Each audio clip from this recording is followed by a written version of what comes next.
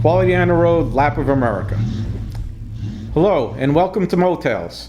I'm Dave's minion, Kuda Pete, and this is episode 5 in our series of working at the Chrysler Corporation in the mid-1980s. Today, in this episode, we're going to be looking at Quality on the Road, Lap of America.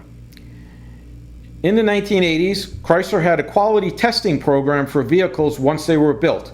It was called Lap of America, and that's exactly what it was. Cars would come off the line, engineers would get in them, and we would drive them across the country. About 2 weeks of testing and evaluating the cars.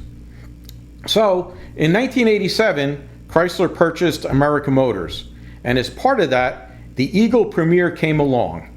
And the Eagle Premier was a car that Chrysler was very interested in.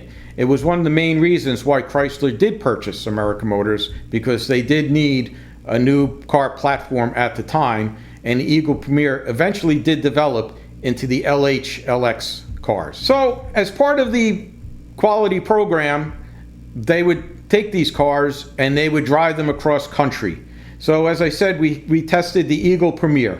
So as part of Chrysler's quality program in the 1980s, there was what was called the Lap of America. They would take cars off the assembly line and engineers would drive them around the country to evaluate and test them to make sure they had a quality product to deliver to the public. This car that we tested this time was the Eagle Premier. Now this was something that Chrysler was very interested in because they did need a new large car platform at the time. So rather than develop it in-house, they bought this platform, which later became the LH-LX. So at the time though, the Eagle Premier was a little different. It was powered by either the PVR V6 engine or the 2.5 liter AMC engine. In this case, we took 4 cars across country, 4 Eagle Premiers. 2 of them were the V6 version and 2 of them were the 2.5 liter version. And along with that, we had a crew of 8 engineers and mechanics. Along with myself from the Supplier Quality Assurance Department, we also had people from the Engine Department, Transmission Department. We had another gentleman from Kenosha Engine. We had a mechanic from a local dealership. And we had a few other engineers that dealt with plastics, interiors, audio systems, and the such, so that they could evaluate the cars too.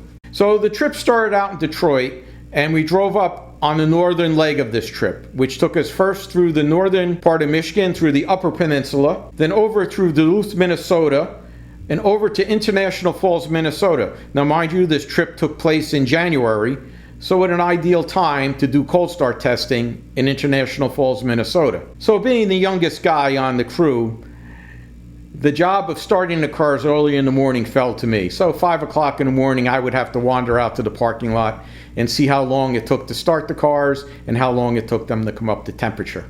So that was fine. It was a good educational experience for me. Other things we looked at during the trip, of course, were like fuel economy, performance, comfort, how different things function. So it was an overall evaluation of the car, not looking at anything specific.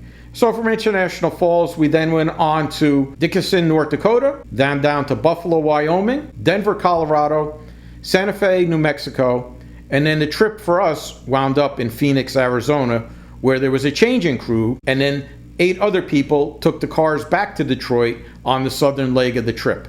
And this was not just unique for Eagle Premier. Friends of mine did it for the Jeep Wranglers, and they also did it for the Dodge Spirit and Plymouth Acclaim when they came out. So it was an ongoing process at Chrysler, and it was a good way to get a feel for these cars and know how they would react on long trips. So it was a very good learning experience for all.